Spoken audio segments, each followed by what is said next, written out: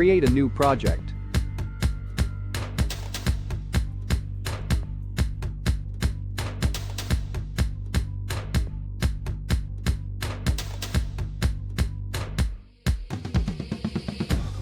Open the menu. Click on Java.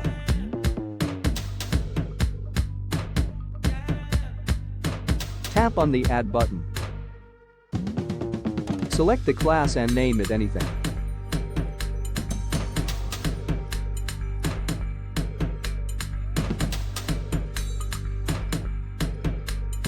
And you're all done. Thanks for watching.